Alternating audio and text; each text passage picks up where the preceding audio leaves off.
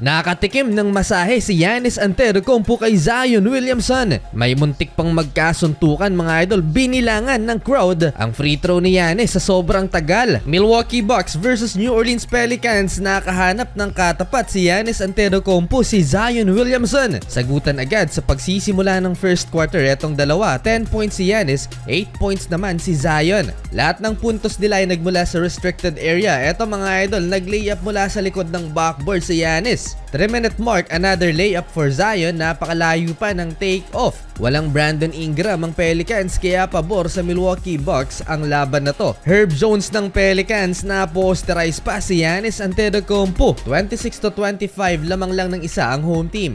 Second quarter solid sa depensa nitong si Herb Jones. So far may 3 block shots na siya halftime at may 9 points na din. Hustle ni Jay Crowder tumalon kay Doc Rivers mga idol. Giannis Antetokounmpo naman mid-range pinagtawanan dahil nag-airball. Dahil sa pag-takeover ni CJ McCollum, natambakan ng Milwaukee Bucks ng halos 18 points ng Pelicans. 18 points din ang naitala ni CJ McCollum sa first 2 quarters. Muling napahiya si Giannis Antetokounmpo sa quarter na to. Sa mahabang braso naman ni Larry Nance Jr. Isama mo pa tong buzzer beater bunk shot. 61-45 halftime. 12 points, 8 rebounds for Greek Freak.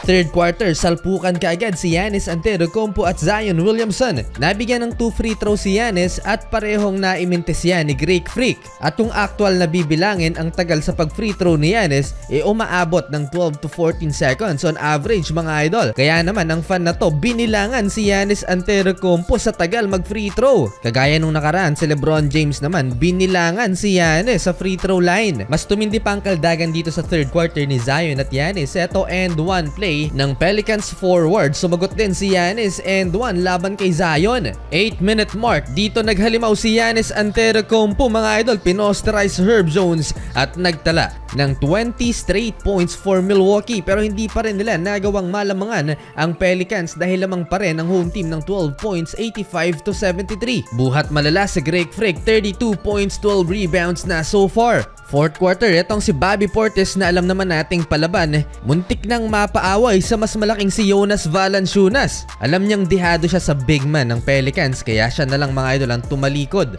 Lamang pa rin ang double digits ang Milwaukee Bucks, 87-77. Under 7-minute remaining ng hina si Giannis Antetokounmpo nang makatikim ng masahe kay Zion Williamson. And 1 play, 11-point lead ng New Orleans Pelicans, 91-80. Palakasan talaga ang laban, nagkakabanggaan ng dalawa. 4-minute left, Malik Beasley, much needed 3-pointer. Nakasagot pa si Zion Williamson, cutting layup laban kay Brook Lopez. Finally, nakaambag na rin ang 3-pointer si Damian Lillard, 5-point game. Hindi naman kinaya ni Chris Middleton ang katawan ni Zion, bagsak mga idol lang salubungin ang malatrak na katawan ni Williamson. Last 1 minute nagtala pa ng layup si Lillard pero hindi na yan nahabol pa ng Milwaukee Bucks. Sa huli mga idol, panalo ang New Orleans Pelicans.